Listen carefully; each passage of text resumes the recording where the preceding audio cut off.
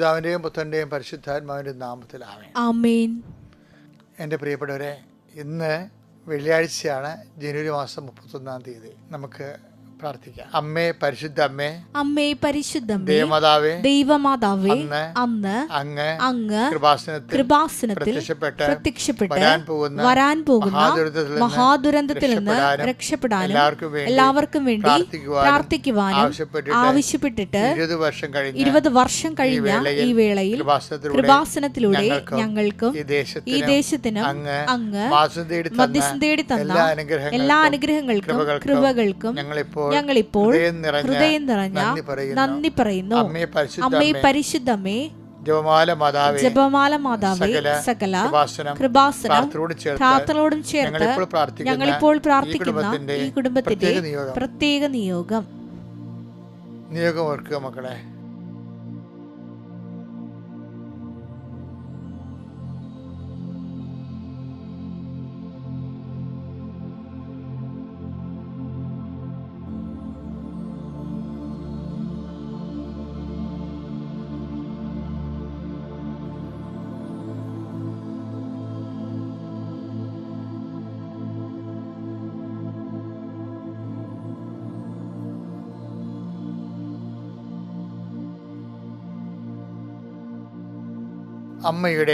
അമ്മയുടെ പ്രത്യക്ഷീകരണത്തിന്റെ ദ്വാദശക വേളയിൽ ഞങ്ങൾക്ക് സാധിച്ചു തരുവാൻ കനിയണമേ. ആമേൻ. വിശ്വാസ പ്രമാണം. സർവശക്തനായ പിതാവും ആകാശത്തിന്റെയും ഭൂമിയുടെയും സൃഷ്ടാവുമായ ദൈവത്തിൽ ഞാൻ വിശ്വസിക്കുന്നു. അവിടുത്തെ ഏകപുത്രനും ഞങ്ങളുടെ കർത്താവുമായ ഈശോമിശിഹായിലും ഞാൻ വിശ്വസിക്കുന്നു.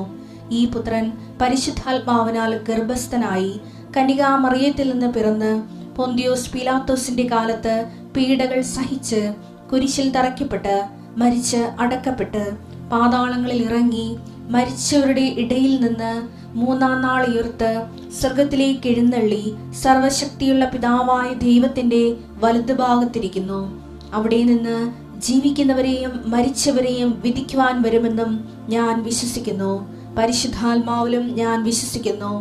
വിശുദ്ധ കത്തോലിക്കാ സഭയിലും പുണ്യവാന്മാരുടെ ഐക്യത്തിലും പാപങ്ങളുടെ മോചനത്തിലും ശരീരത്തിന്റെ ഉയർപ്പിലും നിത്യമായ ജീവിതത്തിലും ഞാൻ വിശ്വസിക്കുന്നു. ആമേൻ. സുഖസ്ഥനായ ഞങ്ങളുടെ പിതാവേ, അങ്ങയുടെ നാമം പൂജിതമാകണമേ. അങ്ങയുടെ രാജ്യം വരണമേ. അങ്ങയുടെ തിരുമനസ് സ്വർഗത്തിലെ പോലെ ഭൂമിയിലും ആകണമേ. അന്നു വേണ്ടുന്ന ആഹാരം ഇന്ന് ഞങ്ങൾക്ക് തരണമേ. ഞങ്ങളോട് തെറ്റ് ചെയ്യുന്നവരോട് ഞങ്ങൾ ക്ഷമിക്കുന്നത് പോലെ ഞങ്ങളുടെ തെറ്റുകൾ ഞങ്ങളോടും ക്ഷമിക്കണമേ. ഞങ്ങളെ പ്രലോഭനത്തിൽ ഉൾപ്പെടുത്തരുതേ, തിന്മയിൽ ഞങ്ങൾ രക്ഷിക്കണമേ. ആമേൻ. നന്മ നിറഞ്ഞ മറിയമേ, സ്വസ്തി. കർത്താവ് അങ്ങയുടെ കൂടെ സ്ത്രീകളിൽ അങ്ങ് അനുഗ്രഹിക്കപ്പെട്ടവളാകുന്നു. അങ്ങയുടെ ഉദരത്തിൻ ഫലമായി ഈശോ അനുഗ്രഹിക്കപ്പെട്ടവനാകുന്നു. പരിശുദ്ധ മറിയമേ, തമ്പുരാന്റെ അമ്മേ, പാപികളായ ഞങ്ങൾക്ക് വേണ്ടി ഇപ്പോഴും ഞങ്ങളുടെ മരണസമയത്തും തമ്പുരാനോട് അപേക്ഷിക്കണമേ. ആമേൻ. കർത്താവേ, അങ്ങയുടെ മക്കള് അനുദിന അനുഗ്രഹ പ്രാർത്ഥനയിലേക്ക് പ്രവേശിക്കുകയാണ്. ശിരസുകൾ നമിച്ച് കൈകൾ കൂപ്പി ഭക്തിയാദരവോടെ ദൈവശിരസിനെ വ്യാപരിക്കുക. എൻ്റെ കർത്താവ് നിന്റെ ഉന്നതമായ നാമത്തിന് സ്വസ്ഥം ചെയ്യുന്നു. എൻ്റെ കർത്താവ് നിന്റെ വിശുദ്ധ പൗരോഹിത്യത്തെ മഹത്വപ്പെടുത്തണമേ. എൻ്റെ കർത്താവ് സഭയിലുള്ള സാന്നിധ്യം പ്രകടമാക്കണം. 38 വർഷം ഞാൻ അർപ്പിച്ച കുർബാനയുടെ യുഗതയാണ്. കൃപാസ്ഥാനത്താറെ ജീവനോടെ പ്രത്യക്ഷപ്പെട്ട പരിശുദ്ധ അമ്മയുടെ മാധ്യസ്ഥത്തിൽ കർത്താവിൻ്റെ കൈകൾ നിന്റെ ശിരസിൽ വിശ്രമിക്കട്ടെ എന്ന് പ്രാർത്ഥിക്കുന്നു. കർത്താവിൻ്റെ കൈകൾ നിന്റെ സന്ധിബന്ധങ്ങളെ സ്പർശിക്കട്ടെ. കർത്താവിൻ്റെ കൈകൾ നിന്റെ മാംസപേശികളെ സ്പർശിക്കട്ടെ. കർത്താവിൻ്റെ ആണിപ്രതാർന്ന അത്ഭുത കൈകൾ സന്ധിബന്ധങ്ങളിലും മാംസപേശികളിലും രക്തഞരമ്പുകളിലും ശരീരകോശങ്ങളിലും സ്പർശിക്കട്ടെ. എൻ്റെ കർത്താവിന് ഉന്നതമായ നാമത്തെ സഭയുടെ അധികാരത്തിൽ കുരിശിൻ്റെ അടയാളത്തിൽ വിവിധമായ രോഗങ്ങൾ, പീഡകൾ, ഭാരങ്ങൾ, തകർച്ചകളൊക്കെ വന്നിട്ടുള്ള എല്ലാ മക്കളും ഈ പ്രഭാതത്തിൽ ഈ കുരിശിൻ്റെ അടയാളത്തിൽ യേശുവിൻ്റെ നാമത്തിൽ ആവേശം പ്രാപിക്കട്ടെ, ഉജ്ജ്വലമായി ഉയർത്തി നിൽക്കട്ടെ.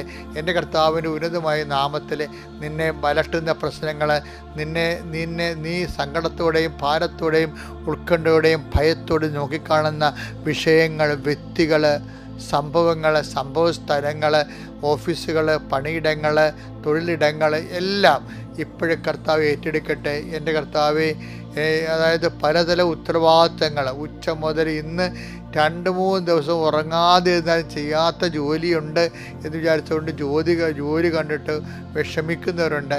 അത് ചെയ്യേണ്ട സമയത്ത് ചെയ്തില്ലെങ്കിൽ ആദ്യം കൊണ്ട് പ്രഷർ കയറുന്നവരുണ്ട്. കർത്താവെ, ആരും സഹായിക്കാനുള്ളവരൊക്കെ മുട്ടായിത്ത് പറഞ്ഞ് ഓരോരോ കാലുവാരി പോയവരുണ്ട്, അതിനുള്ള ഒറ്റക്കായി പോയവരുണ്ട്. കർത്താവെ, ഇവർക്ക് ശക്തി കൊടുക്കണം, ഇവർക്ക് ആത്മധൈര്യം കൊടുക്കണം, അവർക്ക് അവരുടെ ഉത്തരവാദിത്വം നിർവഹിക്കാൻ ആവശ്യമായ, പിന്നെ അനാവശ്യമായിട്ടും ആധാർമികമായിട്ടും അനീതിപരമായിട്ടും അവരെ അലട്ടുന്ന മറ്റ് വ്യക്തികളുടെ ഉണ്ടാകുന്ന പാരവെപ്പുകൾ, അതുപോലെ തന്നെ അലട്ടലുകൾ, അതുപോലെ തന്നെ ചതിപ്രയോഗങ്ങൾ, അതുപോലെ തന്നെ പലതരത്തിലുള്ള ഒറ്റപ്പെടുത്തലുകൾ, അവഗണിക്കപ്പെടുന്ന അവസ്ഥകളിൽ നിന്ന് യേശു ക്രിസ്തുവിൻ്റെ ഉന്നതമായ നാമത്തിൽ നീ കർത്താവിൻ്റെ വിശുദ്ധമായ രക്തത്തെ സംരക്ഷിക്കപ്പെടട്ടെ. കർത്താവിൻ്റെ വിശുദ്ധ ദൂതന്മാർ നിനക്ക് ചുറ്റും കാവൽ നിൽക്കട്ടെ. ഇന്നത്തെ ദിവസം നീ ജയിച്ചു വരാൻ കർത്താവ് നിന്നെ അനുഗ്രഹിക്കുന്നു. Praise the Lord. മക്കളെ, നമ്മളെ രസകരമായ ഒരു സന്ദേശം ആണ് നമ്മൾ കർത്താവ് നമുക്ക് വേണ്ടി ഇന്ന് ഒരുക്കിയിരിക്കുന്നത്. അതായത് ക്രിസ്തുവിനെ അറിയണത് 2 അപ്പോസ്തലന്മാർ 2 തരത്തിലാണ്. അത് ആദ്യത്തെ ഒരു അറിവുണ്ട്, അവസാനത്തെ ഒരു അറിവുണ്ട്. ആദ്യത്തെ അറിവ് പത്രോസ് കർത്താവ് കടലിന് മീതെ വരികയാണ്.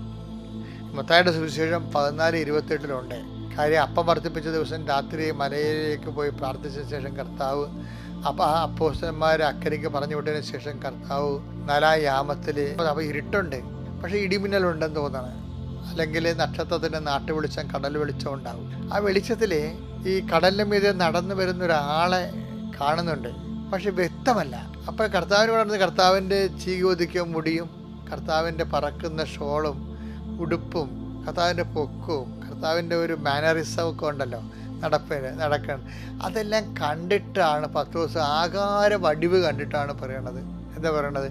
കർത്താവേ, അത് അങ്ങാണെങ്കിൽ, പത്രോസ് അവനോട് പറഞ്ഞു, കർത്താവേ അങ്ങാണെങ്കിൽ, അതല്ലേ, അങ്ങാണെങ്കിൽ ഞാൻ ജലത്തിനു മീതെ കൂടി, ഞാൻ വെള്ളത്തിന്റെ മീതെ കൂടി അങ്ങയുടെ അടുത്തേക്ക് വരാൻ കൽപ്പിക്കുക. വരൂ അവൻ പറഞ്ഞു. അതായത് ഇതിൻ്റെ അകത്ത് കർത്താവാണെന്ന് തിട്ടമല്ല, ഈ ഒരു ക്ലോസ് വെച്ചാ പുള്ളി പറയണത്. അങ്ങാണെങ്കിൽ അങ്ങേ എനിക്കറിയാം. എന്താണ്? അതായത് അവിടെ വിശ്വാസങ്ങൾ ഉപരി സ്നേഹമാണ്. കാര്യം കർത്താവിനോടുള്ള സ്നേഹം കൊണ്ട് കർത്താവ് പത്രോസിനെ വിളിക്കുമെന്ന് പത്രോസ് പ്രീ സപ്പോസ് ചെയ്യുന്നുണ്ട്. അപ്പം അന്ന് മുതൽ ഇവർ തമ്മിലുള്ള സ്നേഹം തുടങ്ങിയെന്നുള്ള കാര്യം ഉറപ്പായില്ലേ? എന്ത് രസമാണെന്ന സുവിശേഷം. അതായത് ഇവർ തമ്മിൽ നല്ല വൈബാണ്, നമ്മൾ പിള്ളേർ പറഞ്ഞ പോലെ നല്ല വൈബാണ്. അത് കാര്യം അങ്ങാണെങ്കിൽ തീർച്ചയായിട്ടും ഞാനിങ്ങനെ ഒരു കുസൃതി ചോദ്യം ചോദിച്ചാൽ അങ്ങ് എന്നെ ഒഫൻഡ് ചെയ്യത്തില്ലെന്ന് ഇവൻ പ്രീ സപ്പോസ് ചെയ്യുകയാണ്. എന്താണ്? അങ്ങാണെങ്കിൽ, എനിക്ക് കൃത്യമായിട്ട് മനസ്സിലായില്ല ഈ ഇരുട്ടത്ത്, അങ്ങാണെങ്കിൽ എൻ്റെ കർത്താവാണെങ്കിൽ എന്നോട് ഞാൻ ഇങ്ങനെ കുസൃതി ചോദ്യം ചോദിച്ചാലും കർത്താവ് സമ്മതിക്കും. എന്തൊരു മനപ്പൊരുത്തമാണ്, രസമല്ലേ ഇവർ തമ്മിലുള്ള ജീവിതം. അങ്ങാണെങ്കിൽ ഈ വെള്ളത്തിൻ്റെ മീതെ അങ്ങയുടെ പക്കലേക്ക് വരാൻ എന്നെ വിളിക്കുമെന്ന് പറയും. അപ്പോൾ പറയും, ഈശോ ഒത്തിരി വാത്സല്യതയാണ്, വരൂ എന്നാ പറഞ്ഞത്, വരൂ, കാം. എന്ത് രസമാണ് കേൾക്കാൻ, കാം, ഉടനെ വരും. വന്ന് കഴിയുമ്പോൾ പുള്ളി നല്ല ശരിക്കും അങ്ങോട്ട് ആ സ്നേഹത്തിൻ്റെ ഒരു ഒഴുക്കിലങ്ങോട്ട് പുള്ളി കർത്താവിലേക്ക് നടന്ന് ചെല്ലുകയാണ്. പെട്ടെന്നാണ് പുള്ളിക്ക് ഒരു കോൺഷ്യസ് വന്നത്. എന്താണ്? Reality conscious. എപ്പോഴും ഹൃദയത്തിൻ്റെ ഒരു പിൻബലം വേണം. എന്താ കാര്യം? അതാണ്. അങ്ങാണെങ്കിൽ എന്നെ അടുത്തേക്ക് വരാൻ നിങ്ങൾക്ക് ദൈവമായിട്ടുള്ള ബന്ധമേ ഒരു അറിവിൻ്റെ ആസ്പദത്തിൽ വരരുത്, മറിച്ച് ഹൃദയത്തിൻ്റെ ഒരു അറിവായിരിക്കണം, ഹൃദയത്തിൻ്റെ അറിവ്. അപ്പം ഈശോ പറയും, വരൂ, കം എന്ന് പറയും. അപ്പോൾ ആ സ്നേഹത്തിൻ്റെ വൈബിൽ ഈ മനുഷ്യൻ വെള്ളത്തിലേക്ക് കല്ലുപോലെ ചാടി ഇറങ്ങി അങ്ങനെ നടന്നു പോകുന്ന സമയത്ത് പെട്ടെന്ന് ഈ മനുഷ്യൻ റീസൺ വർക്ക് ചെയ്ത്, അയ്യോ ഇത് വെള്ളമാണല്ല, കാറ്റാണല്ല കണ്ണത്തടിക്കണമെന്ന് പറയുമ്പോൾ ഒറ്റ മുങ്ങ്. അപ്പം കർത്താവല്ല അങ്ങാണെന്ന് പറഞ്ഞു കഴിയുമ്പോൾ അങ്ങാണെങ്കിലെന്ന് പറഞ്ഞാൽ തുടങ്ങിയത്, പക്ഷേ പുള്ളി അവസാനിപ്പിച്ച വെള്ളമാണല്ലോ എന്നല്ലാണ്, അതോട് വീണുപോയി. ദൈവത്തോടുള്ള ഇടപാടുകളെല്ലാം വിശ്വാസത്തെക്കാൾ ഉപരി അല്ലെങ്കിൽ ബുദ്ധിയേക്കാൾ ഉപരി സ്നേഹത്തിലായിരിക്കണം. സ്നേഹത്തിലെല്ലാം നടക്കും. സ്നേഹം എല്ലാം ക്ഷമിക്കുമെന്ന് പറഞ്ഞ പോലെ സ്നേഹമാണ് നമ്മൾ ഉപയോഗിക്കണമെന്നുണ്ടെങ്കിൽ എല്ലാം ക്ഷമിക്കും, എല്ലാം സഹിക്കും, എല്ലാം അതിജീവിക്കും, ഈ കടലിനെയും അതിജീവിക്കും. പത്രോസിൻ്റെ സ്നേഹമാണ് കടലിനെ അതിജീവിച്ചത്. പക്ഷേ ഇടയ്ക്ക് സ്നേഹം ഉള്ളപ്പോൾ തന്നെ പുള്ളി റീസൺ ഉപയോഗിക്കാൻ തുടങ്ങി. അപ്പം അതുകൊണ്ട് എല്ലാ അഭിഷിക്തരോടും അതുപോലെ തന്നെ എല്ലാ ആത്മീയ പ്രവർത്തകരോടും എനിക്ക് പലപ്പോഴും പറയാനുള്ളത്, നിങ്ങൾ ഈ പത്രോസിൻ്റെ ആദ്യ ലെവലില്ലേ, ആദ്യ ലെവലിൽ ഇടയ്ക്ക് ആദ്യ ഇമോഷണൽ ലെവലാണ് വർക്ക് ചെയ്യണത്. അങ്ങാണെങ്കിൽ എന്നെക്കൂടി അങ്ങോട്ട് വിളിക്കാൻ പറയും. അപ്പോൾ ഈ കാം എന്ന് പറയണത് ബുദ്ധി ഉപയോഗിച്ചല്ല പറയണത്, സ്നേഹത്തിൽ അവസാനം പറയണത്. പെട്ടെന്നാണ് ഈ മനുഷ്യൻ റീസൺ ഉപയോഗിക്കണത്. അതോടുകൂടി അവൻ ബ്ലൂമായിപ്പോയി, തളപ്പോയി. അപ്പോഴെന്താ പറയണത്? അല്പവിശ്വാസി. അപ്പോഴപ്പോൾ അവൻ്റെ സ്നേഹത്തെ കർത്താവ് കുറ്റപ്പെടുത്തണില്ല. പക്ഷെ എന്ത് പറ്റി? വിശ്വാസത്തിൽ അവൻ റീസൺ ഉപയോഗിച്ചു എന്നാണ് പറയണത്. വിശ്വാസമാണ്. വിശ്വാസത്തെ പ്രവർത്തനക്ഷമമാക്കുന്നത് ഗലാത്യർ 5:6 അനുസരിച്ചുകൊണ്ട് സ്നേഹത്താലാണ് പ്രവർത്തനനിരതമാക്കുന്നത്. അല്ലാതെ വിശ്വാസത്തെ റീസൺ കൊണ്ടല്ല പ്രവർത്തനക്ഷമമാക്കുന്നത്. ഇതുപോലെ തന്നെ തിബേരിയസിൻ്റെ തടാകത്തിൻ്റെ കരയിൽ കർത്താവ് വരുന്നില്ലേ? കർത്താവ് വരുമ്പോൾ എന്താ പറയുക? യോഹന്നാൻ എന്താ പറയണത്? That is load. അങ്ങ് ആണെങ്കിലെന്നല്ല പറയണത്. അദ്ദേഹം കുറച്ചുകൂടി സ്നേഹത്തിൻ്റെ ഒരു, അതായത് ഡൗട്ടില്ലാതിരുന്നു. പിന്നെ അത് വെളിച്ചം ഇത്തിരി വെളിച്ചം, എന്നാലും അത് ഇരുട്ടത്താണെങ്കിൽ അത് ലോങ് സൈഡിൽ പറയണത് ദാറ്റ് ഈസ് ലോഡ്. എന്നുവെച്ചാൽ കുറച്ച് 10 ദിവസത്തേക്കാൾ കുറച്ച് സംശയം മാറി യോഹന്നാന്. എന്താ പറയുക? ദാറ്റ് ഈസ് ലോഡ് എന്ന് പറയുമ്പോൾ പക്ഷെ അവിടെ ഒരു പ്രശ്നമുണ്ട്. യോഹന്നാൻ 21:7. യേശു സ്നേഹിച്ചിരുന്ന ആ ശിഷ്യൻ, അതാണ് പ്രശ്നം. യേശു സ്നേഹിച്ചിരുന്ന ആ ശിഷ്യൻ പത്രോസിനോട് പറഞ്ഞു, അത് കർത്താവാണ്. അത് കർത്താവെ അങ്ങാണെങ്കിലെന്നല്ല പറയുന്നത്. എന്താണ്? അത് കർട്ടൻ്റെ പറയണേ. എന്താണ്? അത് കർത്താവാണ്. അത് കർത്താവാണെന്ന് കേട്ടപ്പോൾ ശിമയോൻ പത്രോസ് താൻ നഗ്നനായിരുന്നത് കൊണ്ട് പുറങ്കുപ്പായം എടുത്ത് ധരിച്ച് കടലിലേക്ക് ചാടി. കണ്ട, ഇവിടുത്തെ ഒരു പ്രശ്നം എന്താണ്? ഇവിടെ പണ്ട് പരാജയപ്പെട്ട പത്രോസ് ഇവിടെ വിജയിക്കുന്നുണ്ട്. പണ്ട് പരാജയപ്പെട്ട എന്താണ്?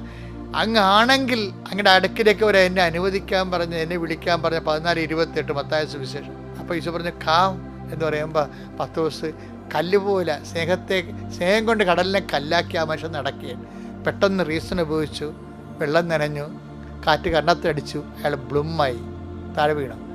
പക്ഷെ ഇപ്പോഴെന്താ സംഭവിക്കണത്?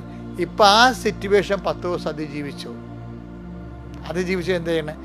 യോഹന്നാൻ പറഞ്ഞു ദാറ്റ് ഈസ് ലോഡ്. അത് കർത്താവാണ്. ആണെങ്കിലല്ല, ആണെന്ന് യോഹന്നാൻ പറഞ്ഞു. യോഹന്നാൻ്റെ അറിവ് ഷാർപ്പായിരിക്കണം പത്രോസിനേക്കാളും. പക്ഷേ പ്രവർത്തനത്തിൽ അറിവിനെ എന്താണ്? വിശ്വാസത്തിലെ പ്രവർത്തനക്ഷമമായ സ്നേഹത്താൽ പ്രവർത്തനക്ഷമമായ വിശ്വാസമാണ് പത്രോസുള്ളത്. എന്താണ്? അങ്ങാണെന്ന് കേട്ടപ്പോൾ തന്നെ, പണ്ട് കടലിൽ വീണ ആളാണ്, ഇപ്പോൾ കടലോട്ട് ചാടി ആദ്യം കർത്താവിൻ്റെ അടുത്ത് ചെല്ലും. എന്താണത്? അത് സ്നേഹത്താൽ പ്രവർത്തനക്ഷമമായ വിശ്വാസമാണ്. അവിടെ എന്താണ്? റീസൺ ഉപയോഗിച്ചില്ല. അവിടെ യോഹന്നാനാണ് ഇത്തിരി റീസൺ ഉപയോഗിച്ചത്. കൈ നനയാതെ പുള്ളി ഉടുപ്പ് നനയാതെ അണിയത്ത് തന്നെ അവിടെ ഇരിക്കും. ഉടുപ്പ് നനയാതെ അണിയത്തിരുന്ന താക്കോല് കിട്ടത്തില്ല. താക്കോലും കൊണ്ട് പോകണവൻ ആരാണെന്നറിയാവോ? സഭയെ ഏൽപ്പിക്കണ സ്നേഹത്താൽ പ്രവർത്തനക്ഷമ വിശ്വാസത്തിനാണ്. എന്നെ സ്നേഹിച്ചിരുന്ന ശിഷ്യനെന്ന് പറഞ്ഞിട്ട് കാര്യമില്ല. കർത്താവാണ് തീരുമാനിക്കണത് തന്നെ ആരാണ് സ്നേഹിച്ചത്. അത് പത്രോസാ. അവൻ വെള്ളത്തിലേക്ക് ചാടി നനഞ്ഞ് കുത്തുന്ന അവിടെ ചെല്ലുമ്പോൾ താക്കോല് കൊടുക്കും. നീ എൻ്റെ കുഞ്ഞാടുകളെ മേയ്ക്കാൻ പറയും. അതാണ് സുവിശേഷം. സ്നേഹത്താൽ പ്രവർത്തനക്ഷമമായ വിശ്വാസം. ദൈവാനുഭവത്തിൻ്റെ ആസ്തി ഭദ്രത ഈ സ്നേഹം സ്വന്തമാക്കുമ്പോഴാണ്. ഈ ദിവസം ചെയ്യുന്ന എല്ലാ കാര്യങ്ങളും നിൻ്റെ വിശ്വാസത്തിൻ്റെ സ്ഥിരീകരിക്കുന്ന സ്നേഹത്തിലായിക്കൊണ്ട് ദൈവത്തിൻ്റെ ഹൃദയത്തിൽ സ്ഥാനം പിടിക്കാൻ ദൈവം നിന്നെ സഹായിക്കട്ടെ. പ്രൈസ്. അത്യപൂർവ ദൈവാനുഭവങ്ങൾ ഇനി നിങ്ങൾക്കും സ്വന്തം. ഈ യൂട്യൂബ് ചാനൽ ഇതുവരെ സബ്സ്ക്രൈബ് ചെയ്തിട്ടില്ലെങ്കിൽ ഇപ്പോൾ തന്നെ സബ്സ്ക്രൈബ് ചെയ്യുക. ഈ വീഡിയോ ഇപ്പോൾ തന്നെ നിങ്ങളുടെ സുഹൃത്തുക്കൾക്ക് ഷെയർ ചെയ്തുകൊണ്ട് കർത്താവിന്റെ പ്രേക്ഷിതരാകുക.